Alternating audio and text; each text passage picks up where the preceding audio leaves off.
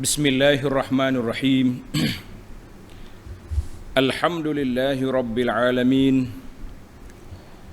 Wa bihi nasta'in ala umurid dunya waddin. Wassalatu wassalam ala al-habibil mustafa wa ala alihi wa sahbihi wa man sar ala nahjihi wa ihtada bihadihi wastanna bisunnati ila yaumiddin. Amma ba'du. Muslimin dan muslimat, para pelajar, para jemaah sekalian, Assalamualaikum warahmatullahi wabarakatuh. Alhamdulillah, syukur kita kepada Allah Azza wa Jalla kerana pada pagi ini 28 Ramadan 1443 kita dapat teruskan pengajian kita dalam tafsir surah Asy-Syura. Surah Asy-Syura. Surah Asy-Syura, surah yang ke-42, juzuk yang ke-25. Ayat yang kita akan baca pada kali ini bermula ayat 44 dan 45 dan 46. Tiga ayat kita baca. Tajuk dianya, Allah yang berkuasa penuh memberi hidayah ataupun tidak memberi hidayah kepada makhluknya. Kemudian kita akan lihat keadaan kepanikan, kebingungan puak kafir ketika berhadapan dengan neraka di akhirat. Yang ketiga, Allah Ta'ala cerita kepada kita golongan yang rugi di akhirat, siapa mereka. Inilah 3 ayat yang kita akan bincangkan insya-Allah dalam masa yang ada ini. Mudah-mudahan kita sempat menghuraikannya secara ringkas tapi dapat dipahami insya-Allah. Bagi jemaah yang ada tafsir pimpinan Ar-Rahman edisi Jawi, muka surat 1063. 1063. Mari kita baca ayat dulu.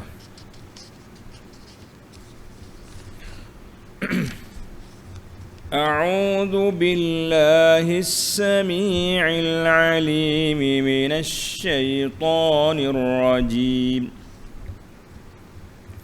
ومن يضلل الله فما له من ولي من بعده وترى الظالمين لما رأوا العذاب يقولون هل إلى مرد من سبيل وتراهم يعرضون عليها خاشعين من الذل ينظرون من طرف خفي وقال الذين آمنوا إن الخاسرين الذين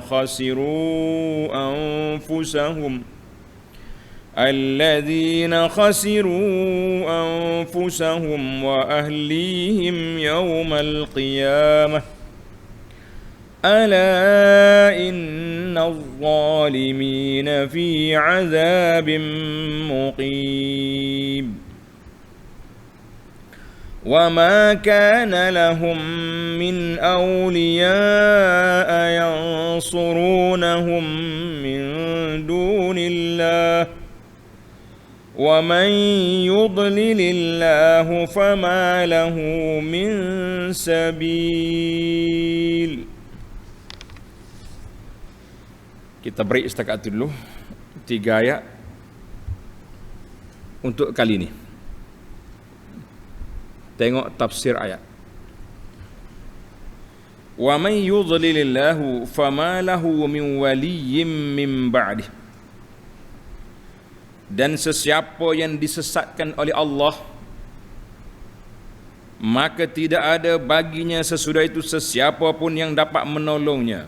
Mana kalau orang ni Allah tak bagi ke dia hidayah, petunjuk, sesatlah dia, na'udzubillah. Tengok nota di bawah 1594. Allah jualah yang memberi hidayah petunjuk. Sebaliknya orang yang sesat dengan sebab ia memilih jalan yang salah, maka tidak ada sesiapa pun yang dapat memberi petunjuk atau melindunginya dari azab Allah. Jadi para jemaah sekalian, ayat ini mengajar kepada kita. Apa dia ajar? Siapa-siapa yang memilih jalan yang sesat dengan sebab kezaliman yang mereka lakukan, mereka tak ikut petunjuk Allah, mereka tak ikut apa yang diajar oleh Nabi sallallahu alaihi wasallam. Jadi ketika itu mereka sesat, tak ada siapa yang boleh menolong mereka. Na'udzubillah. Kita yang belajar ayat ini, ini pelajar kena tanda. Pelajar tadabbur, tanda di sini. Kita yang belajar ayat ini mesti sentiasa bergantung hati kita dengan Allah. Kita minta Allah Ta'ala berikan kepada kita taufik, hidayah, bimbingan, supaya dapat kita menerima Islam yang diredai oleh Allah Azza wa Jalla ini dalam sudut pegangannya, dari sudut amalannya, dan dari sudut akhlaknya, semua sekali kita terima.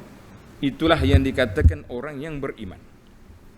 Ini kita ni dalam Islam, Allah Ta'ala tak beritahu saja, dia beritahu untuk kita bertindak. Dia beritahu untuk kita bertindak. Kalau kata kerja Tuhan memberi hidayah, memberi kesesatan. Kerja kitanya minta hidayah, jauhkan diri daripada perkara yang sesat. Satu kumpulan. Kemudian kita tengok perangai puak-puak kafir. Wa taraz zalimina lamma ra'awul azab. Maka dan engkau akan melihat orang-orang yang zalim semasa mereka menyaksikan azab pada hari kiamat berkata. Jadi puak kafir ni atas dunia dulu dia sombong, dia takabur, dia tak percaya kepada bangkit semula. Tapi bila mari kiamat, neraka menyala lu depan mata dia. Ketika itulah barulah puak kafir menyesal. Dia pun tanya, yaqulun, engkau akan lihat mereka akan berkata, dia kata apa? Hal ila maraddim min sabil. Adakah sebarang jalan untuk kami kembali ke dunia? Bolehkah kita menyesal ni? Kita balik semula ke dunia nak ikut Muhammad sallallahu alaihi wasallam, nak ikut Nabi, nak ikut Islam. Kita kata hayat, tidak ada U-turn, tidak ada jalan pulang, tidak ada. Jadi ayat ini mengajar kepada kita, sebelum penyesalan kita menyesal dulu di atas dunia. Sebelum menyesal kita menyesal dulu. Karena itulah ana buat analogi yang mudah kepada tuan-tuan, supaya beribadat pada bulan Ramadan ini, sebelum kita masuk dalam kubur menyesal yang tak sudah-sudah. Orang dalam kubur nak tambah 2 rakaat, nak tambah zikir subhanallah alhamdulillah wa la ilaha illallah Allahu akbar, itu dia nak tambah. Tapi sudah tidak ada sebarang penambahan. Kita yang masih duduk di atas muka dunia, atas muka bumi ni, kita tambahlah sentiasa. Waktu kita mari tarawih sampai sudah, kita tahajud pula di akhir malam 10 akhir, kita solat isya berjamaah, solat subuh pula berjamaah, kembar 2, Allahu akbar. Banyak bonus yang kita dapat, alhamdulillah. Tuan-tuan dan puan-puan, kita dapat bonus 2 kali. Sebab dalam hadis kata, orang yang solat isya berjamaah seolah-olah dia berdiri separuh malam. Bila dia mari pula solat subuh berjamaah, seolah-olah dia menyempurnakan malam full kita berdiri. Satu. Kalau dia solat tarawih bersama dengan imam sampai sudah pula, satu lagi bonus. Itulah yang kita katakan peluang dan ruang Allah Ta'ala anugerahkan kepada kita di bulan ini cukup besar. Tapi orang yang kecewa, orang yang terhalang daripada rahmat, mahrum, itulah manusia yang kerugian di dunia dan juga di akhirat.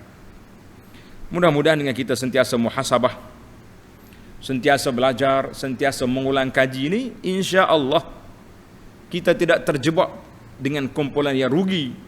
Khasirat dunia wal akhirah, yang rugi di dunia dan rugi di akhirat. Amin ya rabbal alamin. Jadi puak kafir dia tengok azab, oh percaya dah. Bolehkah kita nak balik semula ke dunia? Yutan balik ke dunia, kami nak beriman. Oh, nak jadi pejuang Islam. Kita orang nombor satu. Allahu Akbar. Para pelajar tulis ayat ini ditafsir dengan ayat Surah Al-An'am ayat 27. Surah Al-An'am ayat 7. Walau tara idh wuqifu 'alan nari faqalu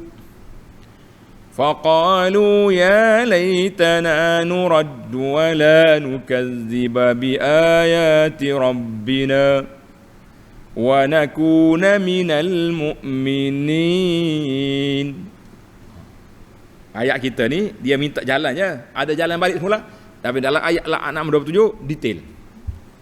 Mu tengok ketika puak kafir berada depan neraka, mereka berkata, ya laitana, weh kalau boleh balik semula ke dunia, kita nak percaya dah apa diajar oleh Rasul, tak akan dusta lagi, kita nak jadi orang beriman. Kita kata tak sedap bertempik lah, rugi masa, rugi tenaga, rugi segala-galanya.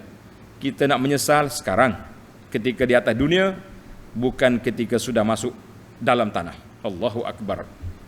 Jadi para jemaah sekalian, itulah yang diajarkan kepada kita, sentiasa berwaspada, ingat bahawa kita sekarang masih lagi mempunyai ruang dan peluang. Alhamdulillah. Kita sekarang masih lagi mempunyai ruang dan peluang untuk meningkatkan ketakwaan, menambahkan ibadat, menambahkan zikir, tambah solat. Kita kata alhamdulillah, syukur kita kepada Allah Azza wa Jalla. Allah panjangkan umur kita, Allah beri peluang yang baik kepada kita. Bukan semua orang berpeluang. Berapa ramai orang duduk rumah tepi masjid tetapi tak naik masjid. Allahu Akbar. Orang duduk azan di masjid, dia pakai seluar pendek duduk basuh kereta depan tangga. La haula wala quwata illa billah. Hak restoran tepi masjid pula. Allah. Orang duk azan, duk solat di masjid, dia duk ngak makan. Kita kata ni geng-geng lembu kenyang ni tak malu ke Tuhan. Berhentilah dulu nak makan apa. Lepas orang solat kita makan. Baik, mari kita pergi pada ayat kita. Ayat 45. Wa tarahum yu'raduna 'alaiha khashi'ina minadh-dhull yanzuruna min tarfin khafi. Dan engkau juga akan melihat mereka didedahkan kepada neraka. Na'udzubillah. Mana di akhirat esok, setelah mereka sampai di neraka, nampak tak masuk lagi ni. Ni baru di mahsyar. Ahli syurga dia nampak, nu syurga tempat kita nak pergi. Allah gembiranya, ya Allah cepatlah perbicaraan, nak pergi masuk dalam syurga. Buat neraka pula, nu tempat mu pergi dulu. Hak neraka ni lompat tak mau pergi. Kalau boleh biar kita mati sini jadi tanah, atau balik semula ke dunia kita nak taubat. La. Jadi engkau akan melihat mereka didedahkan kepada neraka dalam keadaan khashi'ina minadh-dhul, dalam keadaan tunduk membisu disebabkan kehinaan yang mereka rasai, sambil memandangkan neraka itu hanya dengan jalan mengerling kerana gerun takut. Nak kata apa? Kenapa Allah gambarkan khashi'ina minadh-dhul? Diam, membisu, menikus kata orang. Sebab atas dunia tu dia sombong, angkuh, takabur, kata ke Nabi sallallahu macam-macam. Jadi balasannya sesuai dengan orang perangai lagu ni di akhirat. Az-zul wal hawan, kehinaan. Padahal atas dunia dulu awak sombong, sekarang ni ambil muka. Allahu Akbar. Jadi kalau kita nak selamat, tuan-tuan dan puan-puan, atas dunia ni kita tawaduk. Kita merendah diri kepada Allah, tawaduk sama-sama kita. Jangan sombong dengan orang, jangan sombong dengan Tuhan. Insya-Allah di akhirat esok kita juga akan disambut dengan cara penuh tarhib. Kerana kita atas dunia dulu tawaduk. Kita kata alhamdulillah. Baik para jemaah sekalian, kita bagi habiskan ayat kita dulu. Jadi dia ada jeling dengan ekor mata. Ini semua cerita ini sebelum masuk neraka ni, sebelum masuk neraka. Masih lagi di akhirat, di tempat perbicaraan. Duk tengok dengan ekor mata, jeling dengan ekor mata sebab tak berani nak berdepan. Tak berani. Pada tu kata yanzuruna min tarfin khafi. Duk ita-ita tepi jalan. Apa dia maksud tarfin khafi? Tengok ni. Dia kata mengerling dengan jalan mengerling. Mengintai. Kerana takut gerung. Tulis ni pelajar. Qala Ibnul Jauzi dalam tafsir dia, tafsir Ibnul Jauzi kata, ayat ini ada 4 pandangan ulama.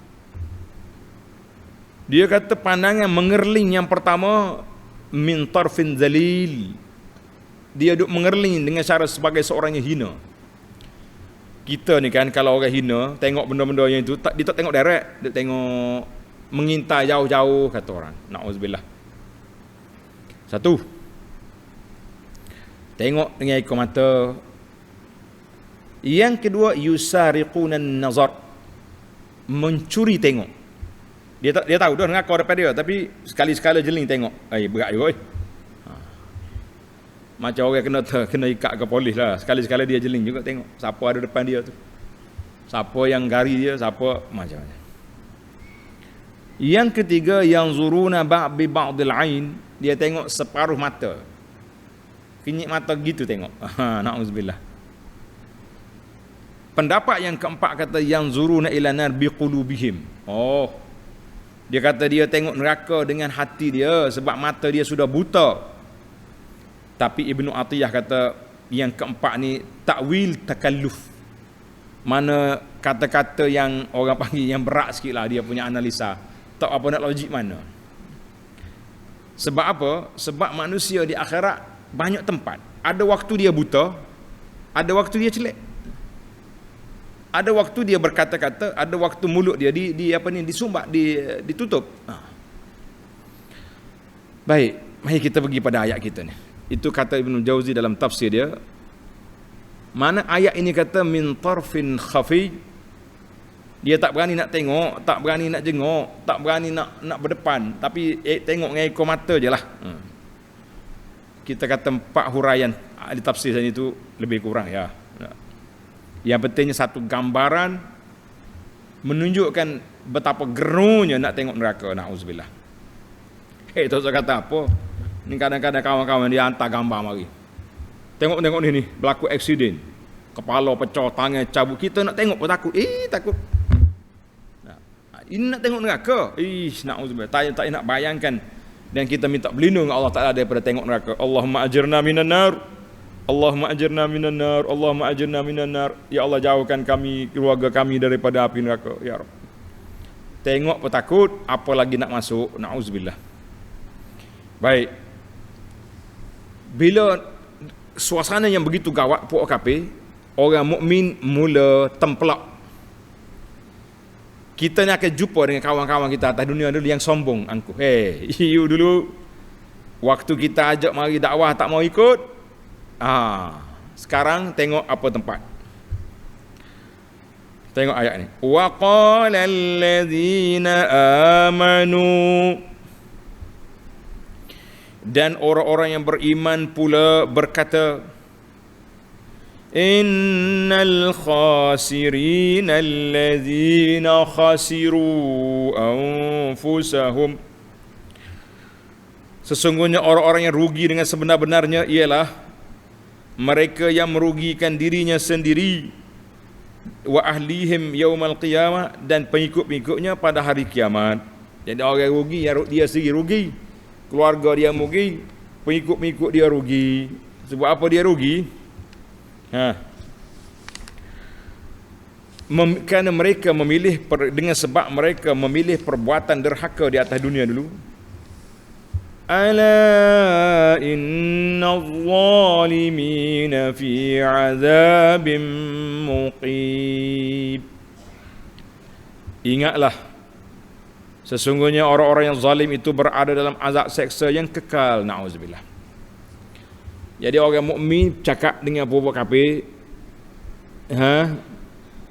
ketika dia tengok Orang mukmin dia tengok syurga, dia tengok kawan-kawan dia puak kafir duduk dalam neraka. Dia berkata innal khasirin, rugilah puak-puak tu. Kita dakwah mereka, kita ajak mereka, kita kecek mereka, tak mau. Kecek tu bahasa Kelantan tu, makna pujuk. Dia bahasa Kelantan ni dua. Kalau kata kita kecek dua kali, itu makna kita bercakap. Kalau kata dia tu pandai dia kecek orang, mana dia pujuk orang. Dia kelentur orang, itu kecek. Itulah bahasa Kelantan pun tak mudah juga. Masuk dalam kamu. Kecek dengan kecek. Nah, lain tu. Baik. Jadi puak-puak yang beriman dia duk cakap sama dia, duk kecek sama dia. Kesialah puak-puak kawan-kawan kita hak kafir tu. Mereka atas dunia dulu tu tak ikut kita ajak dia. Kita dakwah mereka, mereka tak mau. Kita pujuk mereka, mereka tak nak ikut. Apa boleh buat sekarang ni sudah ada dalam neraka, na'udzubillah. Ataupun mereka sedang menuju untuk dicampak dalam neraka, wal'iyazubillah. Habislah dia. Maknanya rugi sangat-sangat. Ala inna zalimina fi azabim muqim. Ingatlah puak-puak zalim itu dalam azab yang berterusan dalam neraka, tak pernah putus-putus. Kalau kulit dia hancur, tumbuh balik, hidup semula. Mana contohnya dia kena siram dengan air panas. Wow, hancur kulit. Naik balik, jiruh lagi. La haula wala quwwata illa billah. Kita dengar ni kalau tak takut lagilah. Berasa nak lagi buat amalan-amalan ahli neraka, kita kata hati sudah mati walaupun tuannya hidup. Kita ni atas dunia ni ada dua. Satu dia panggil hati mati, tuan hidup. Itu bahaya. Yang kedua tuan hatinya hidup, tuan pula mati. Macam mana gitu. Jadi kita naknya dua hidup dua-dua. Hati hidup, tuan pun hidup. Barulah boleh beramal ibadat dengan cara baik. Kalau tidak hilang, gitulah. Baiklah para jemaah sekalian. Alhamdulillah ayat kita pendek je pada kali ini. Ayat yang ke-46. وَمَا كَانَ لَهُم مِّنْ أَوْلِيَاءَ ينصرونهم من دون الله ومن يضلل الله فما له من سبيل. Dan tiadalah bagi mereka sebarang penolong yang dapat memberi pertolongan kepada mereka selain dari Allah. Siapa dia boleh tolong? Tak ada nak tolong. Kita ni minta pertolongan dengan Allah Azza wa Jalla sentiasa. Para jemaah sekalian, kita minta dengan Allah Azza wa Jalla, minta apa? Minta Allah selamatkan kita di dunia dan selamatlah di akhirat. Wa man yudlilillahu an tariqil haqqi. Mana-mana orang yang Tuhan tak tunjuk jalan benar, maka mereka akan melalui jalan yang salah. Mereka akan melalui jalan yang terpesong daripada jalan yang benar. Na'udzubillah. Jadi kita bimbang hari ini para jemaah sekalian, kalau kita ni tak dapat jalan nak pergi ke syurga, tak dapat jalan mendapat keredaan Allah Azza wa Jalla. Ingat ke tidak, ana selalu sebut kepada para jemaah, kita mengatakan bahawa jalan petunjuk ada dua. Satu dia panggil al-irsyad, petunjuk membimbing, bimbingan. Satu lagi dia panggil petunjuk taufik. Taufik tu kerja Allah. Maknanya kita hanya boleh bimbing orang, tapi terima, tak tahu dia terima ke tak. Yang boleh menjadikan manusia tu terima, hidayah tu apa dia? Allah buka pintu hati dia, barulah dia terima. Tapi ingat, kita sebagai seorang pendakwah mesti bekerja, mesti berusaha sebaik mungkin, sebanyak mungkin untuk menyelamatkan manusia. Jangan tak usaha. Jangan kata, ni kerja Tuhan berlakon, kita serah. La. Mana boleh serah ke Tuhan saja, kita kena serah. Setelah kita berusaha, baru kita serah. Allahu Akbar. Jadi ayat kita tamatlah tuan-tuan dan puan-puan. Pendek je ayat kita 46. Itulah ayat yang telah kita baca. Baik, sekarang ni kita ambil faedah. 5 faedah daripada ayat yang kita belajar ini. Surah Asy-Syura ayat 45, 46. Ada 5 faedah yang kita kutip. Yang pertama, pelajar tanda yang pertama, fi qawlihi ta'ala wa man yudlilillahu fama lahu min waliyyin min ba'dih. Siapa yang Allah Ta'ala tak beri jalan hidayah, tak ada siapa boleh menyelamatkan dia. Dan juga satu lagi ayat, wa man yudlilillahu fama lahu min sabil. Siapa dia yang Tuhan sesat, maka tak adalah jalan nak bertemu dengan jalan yang benar. Kata di para ulama tadabbur di sini, yang bagi lil insan an yuliha 'ala Allah daiman an yahdiyahu minad dalal. Kita ni sentiasa minta dengan Allah, sentiasa berdoa kepada Allah, sentiasa bermunajat kepada Allah supaya Allah telah beri pada kita taufik ke jalan yang diredainya, mengikut jalan Al-Quran dan mengikut sunnah Nabi sallallahu alaihi wasallam. Jangan ada ikut jalan geng-geng bergendang, geng melompat, jangan. Dia benda-benda yang pelik ni orang suka. Melompat, kono-kononya zikir. Zikir apa melompat? Dia benda hak Nabi tak ajar, tak usah duk carilah, tak usah duk benda pelik lah atas dunia ni. Kalau nak melompat, dia tentu pergi melompat di padang. Ni duk kait dengan agama, duk melompat. Apa benda? Maka oleh kerana kita tahu kuasa Allah Ta'ala segala-galanya, maka di sini menjadi peranan kita. Wajib ke atas kita sentiasa minta hidayah.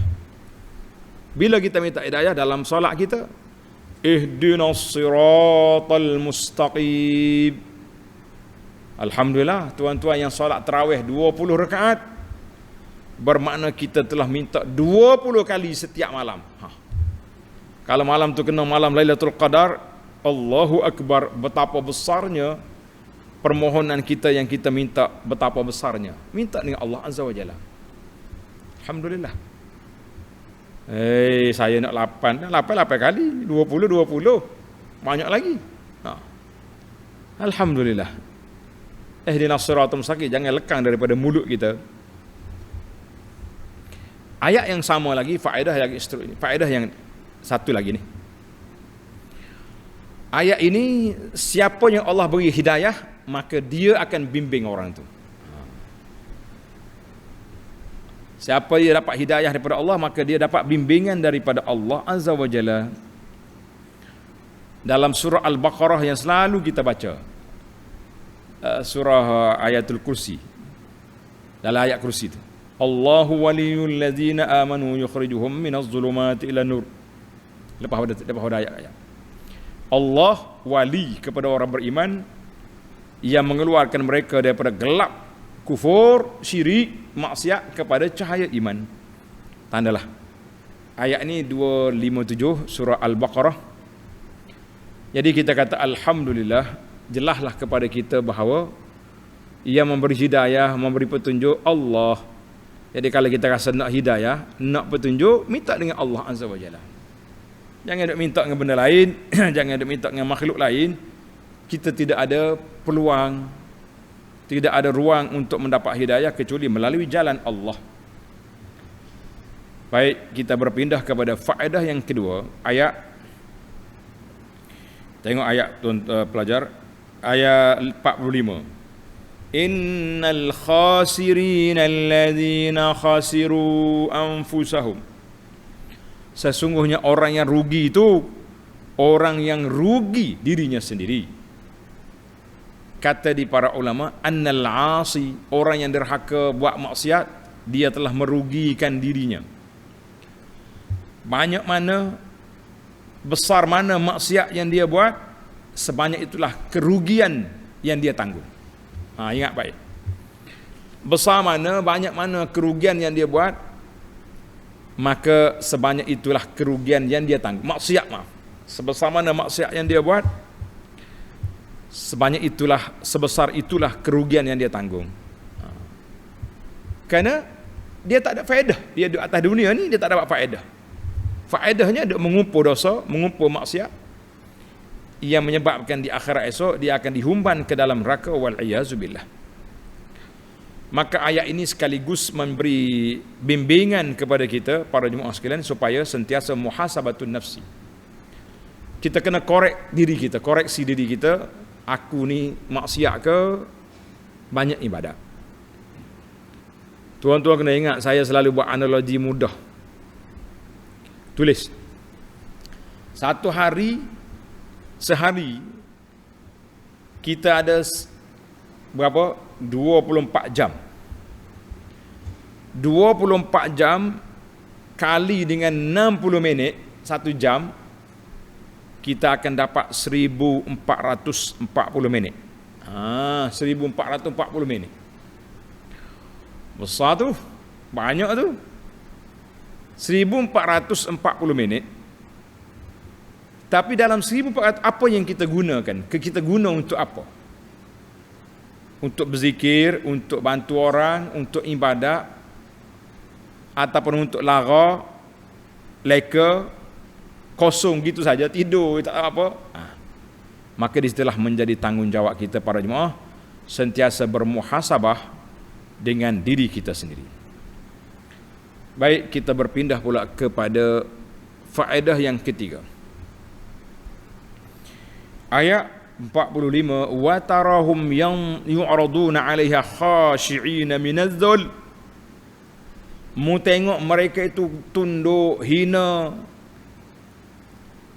menjeling tengok neraka daripada wujud ekor mata. Kenapa Allah Ta'ala gambarkan di sini?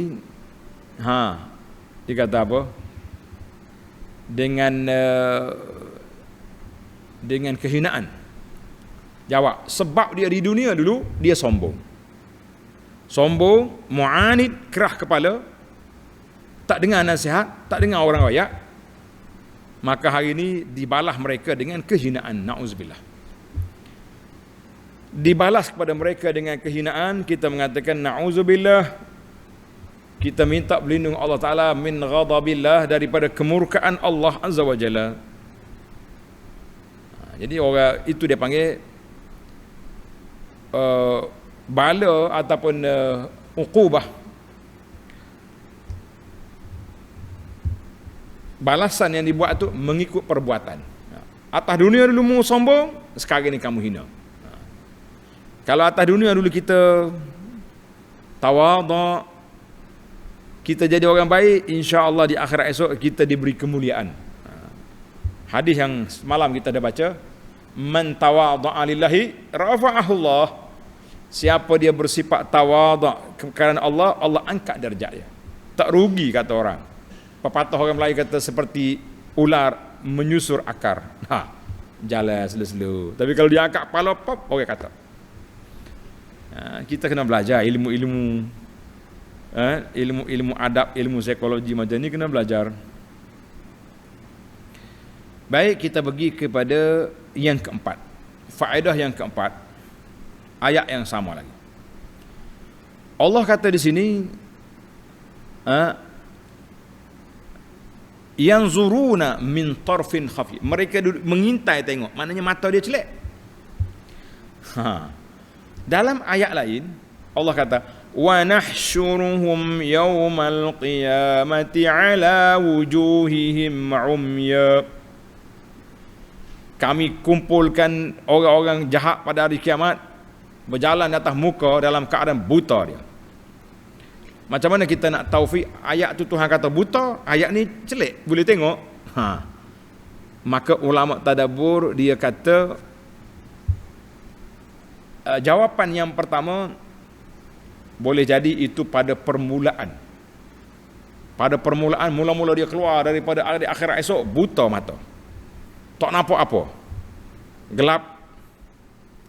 Kemudian dibuka mata dia celek supaya dia tengok neraka. Tak sama orang tengok dengan orang dengar, tak sama. Pasal itulah bila dia tengok neraka, dahsyat. Dia dengar dah neraka dahsyat, tapi bila dia tengok sendiri, dia tak sanggup nak menghadapi, tak sanggup nak tengok. Mereka hanya menjeling dengan ekor mata. Satu jawapan dia. Jawapan yang kedua, maksud buta di situ, ai la yarawna syai'an yasurruhum. Mereka tak tengok satu benda yang menggembirakan mereka. Tak ada. Ibarat macam orang buta, tak nampak apa.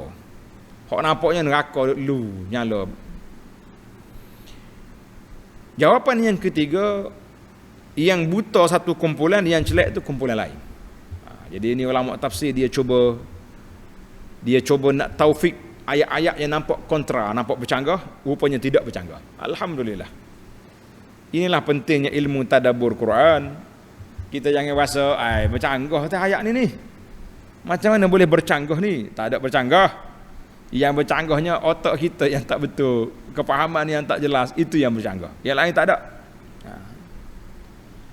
Baik para jemaah sekalian, kita pergi kepada yang kelima. Faedah yang kelima ayat, masih lagi ayat yang sama. Wa tarahum yu'raduna 'alaiha. Fihi soal, timbul lagi satu soalan lain pula. Dia kata ayat ini menunjukkan puak kafir tengok dengan mata dia, dengan mata yang dhaifun nazar, maknanya mata yang tak apa jelas. Dalam ayat lain, dalam surah Qaf, tulis dalam surah Qaf ayat 22, Allah kata apa? Fakashafna 'anka ghita'aka fabasaruka al-yawma hadid. Kami dedahkan, bukakan tutupan daripada kamu, maka pandangan kamu pada hari itu tajam. Macam mana pula ayat ni kata dhaif?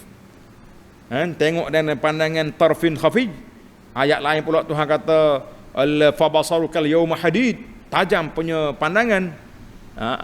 Sekali lagi kita tengok ulama tadabbur kata apa? Di sini ada dua jawapan. Jawapan yang pertama, fabasaruka ay ilmuka. Maknanya matamu itu bukan mata celek ni, mata ilmu kamu, makrifah kamu kuat. Sebab apa? Dia tengok dah depan mata dia sendiri. Dia tengok dah azab-azab yang sudah terserlah. Maka itu dia panggil matamu tajam pada hari itu. Satu. Fakashafna 'anka ghita'aka, kami buka tutupan, mumpun nampak celak. Pandangan yang kedua, anna qawlahu fabasaruka al-yawma hadid. Pandanganmu pada hari ini begitu tajam, ay tudriku bihi ma'amiyat anhu fi darid dunya. Sekarang ini kamu nampak sejelas-jelasnya apa yang kamu tak nampak atas dunia dulu. Atas dunia dulu tak nampak. Dalam surah Sajadah yang kita duk baca pagi Jumaat, Rabbana absarna wa sami'na farji'na.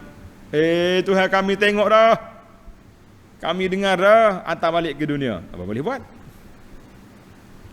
Dalam surah Al-Kahfi ayat 53, wara'al mujrimuna an-nara fadhannu annahum waqi'uha. Puak-puak penjahat tengok neraka, masuk dalam neraka adalah buat kita. Dia kata apa? Surah Al-Kahfi. Jadi itu di antara perbincangan para ulama. Dia kata basaruka di sini dengan mana ilmu tentang neraka sudah ada depan matamu. Ada kata sini, apa yang buta kamu atas dunia dulu, sekarang ni nampak jelek. Sebab apa jelek? Sebab kamu sudah tidak ada lagi tutupan. Yang adanya semua terdedah di hadapan Allah Azza wa Jalla. Baik para jemaah sekalian, alhamdulillah 5 faedah yang dapat kita kutip dalam kuliah kita yang ringkas pada kali ini. Alhamdulillah. Cuma sedikit orang panggil tazkirah ataupun teguran, peringatan daripada akhukum Abu Anas kepada saudara-saudari yang balik ke kampung-kampung masing-masing. Yang pertama sekali, kita kena bersifat dengan tawaduk, menghormati orang kampung kita. Sekarang ni kebanyakan kereta cermin gelap. Cermin gelap. Tak nampak. Dia sengih tengok kita. Kita sengih tak nampak. Dia nak kita duduk berdiri tepi jalan, nampaklah duduk sengih tu. Tapi orang dalam kereta, kita tak nampak siapa awak. Maka anak-anak muda, orang tua, bukalah tingkap. Tak rugi pun, kan? Tingkap kereta kita buka, tegurlah pakcik-pakcik, makcik-makcik, orang kampung kita, tegur dengan baik. Assalamualaikum. Pakcik, apa khabar? Saya Fulan. Saya ni anak orang ni. Oh, Oh, lama tak nampak Oh, lama tak nampak, apa 2 tahun kena PKP. Sekurang-kurangnya. Ni dah ni. Bawa kereta, cermin gelap. Dia tengok kita tepi jalan, pengeng telinga orang tua ni. Tak ada pasal-pasal bagi horn. Buat apa? Mana ada salam dengan horn? Tak ada salam dengan horn kereta. Yang nak salam, buka tingkap. Assalamualaikum. Walaupun kita orang kata, orang yang buka tingkap masuk kampung ni YB je. Bukan YB. Orang Muslim, orang tawaduk, itulah sikap mereka bila masuk kampung, tegur-tegur dengan cara yang baik. Anak kadang-kadang duduk berdiri di depan masjid. Masjid kita ni. Mari anak-anak makcik masuk. Dia jeling tengok kita tu macam makhluk asing bagi dia. Tak tahu siapa orang tua ni. Buka kat tingkap, tanya Assalamualaikum. Ustaz, saya nak pergi jumpa mak. Nak mari ambil mak balik raya contohnya. Kan nampak ada sopan santun. Kita pun kalau ada risalah-risalah pamphlet tu kita hollow bagi. Ada juga orang panggil komunikasi. Ni mak dia yang dia kena, orang lain tak kena. Ni ada cucu mari sini. Dia duduk jalan sana sini. Kita tanya, mari mana ni? Mari rumah Tok Ma. Siapa dia nama Tok Ma? Tok Ma lah. Ini kerusakan yang berlaku zaman kita ini. Cucu tak tahu nama datuk, tak tahu nama opah, tak tahu nama. Pakai Tok Ma, Tok Bah. Pelik-pelik. Dulu mama, papa, baba, ayah, dah. Sekarang ni dia tambah Tok. Jadi Tok tu selebor sama. Siapa cucu tak tahu nama berapa budak. Masalah kita hari ni. Jadi nasihat kita kepada sahabat-sahabat kita, tak kiralah orang tua atau orang muda, kalau nak masuk kampung, nak tegur orang, bukalah tingkap. Paling tidak pun beri salam. Dalam hadis Nabi SAW, yang beri salam ni orang yang naik kenderaan, beri salam ke orang bawah. Orang yang berdiri, beri salam kepada orang yang duduk. Bukan salam dengan kereta dalam kereta tengok kawan tu. Buka tingkapnya tidak, duk main bagi hong pula. Kita kata apa punya sistem yang diguna. Jadi kita belajar akhlak, menghormati masyarakat, orang-orang tua kita, ustaz-ustaz kita ataupun siapa saja, dengan cara kita buka tingkap, tegur-tegurlah orang-orang tua ni. Mudah-mudahan dia pun kenal ataupun boleh perkenal diri, saya Fulan, anak orang ni. Jadi pak cik ni pun ingat, bagus budak ni. Balik kapu hormat ke orang tua. Ni main dengan becek hong, lalu angkat tangan cermin gelap, tak tahu makhluk apa dalam kereta ada, laki-laki ke perempuan, tak tahu. Ada juga orang bisik, ustaz jangan marah, boleh jadi tingkap kereta dia rusak, tak boleh nak buka. Cerita lain lah, kalau tak boleh buka kereta baru takkanlah tak boleh buka, kecuali hati tak terbuka nak buka tingkap. Itu ya sebenarnya. Kalau kereta buruk, berjalan gemek-gemek, tak boleh terbuka tingkap, kita pun maaf. Allahu Akbar. Kalau kereta buruk, kalau tak tegur pun tak apa rasa. Kereta buruk tegur aku. Kita nak hok kereta besar masuk kampung ni. Tawaduk molek anak dia tu. Walaupun kereta dia besar tapi kena orang-orang tua di kampung ni. Kita kata alhamdulillah. Alhamdulillah. Itu yang balik kampung. Yang dalam perjalanan pula ingat baik. Nak balik ke negeri kita ni jangan sampai puak-puak unit amal bagi kutip sampah. Pergi jalan tu, kutip sampah berlori-lori sampah dia ambil. Letaklah sampah dalam plastik, letak dalam kereta. Berhenti di tempat RNR, ada tu sampah letak situ, bukannya campur. Kita ni orang ada tamadun. Kita orang ada tamadun, bukan orangnya ialah orang primitif, orang duduk dalam hutan yang tak ada adab, tak ada. Nabi sebut dalam hadis, Ada orang masuk syurga dengan sebab dia buang kayu ataupun ranting kayu di tengah jalan orang nak lalu. Ni kita hidup campur sampah lah macam-macam. Jadi kita kata belajar-belajarlah tuan-tuan, menghormati jalan raya ni satu tanggungjawab, dan jaga kebersihan dan keselamatan juga satu tanggungjawab. Mudah-mudahan kita doakan semua anak-anak sahabat-sahabat kita yang pulang perantau balik ke kampung selamat sampai ke rumah masing-masing, selamat berhari raya dan selamat balik ke negeri, ke tempat kerja dengan aman dan damai insya-Allah. Baik, itulah nasihat kita. Mudah-mudahan ada manfaatnya. Subhanakallahumma wa bihamdika asyhadu an la ilaha illa anta astaghfiruka wa atubu ilaik. Wa sallallahu ala nabiyyina Muhammadin wa ala alihi wa sahbihi ajma'in walhamdulillahi rabbil alamin. Wassalamu alaikum warahmatullahi wabarakatuh.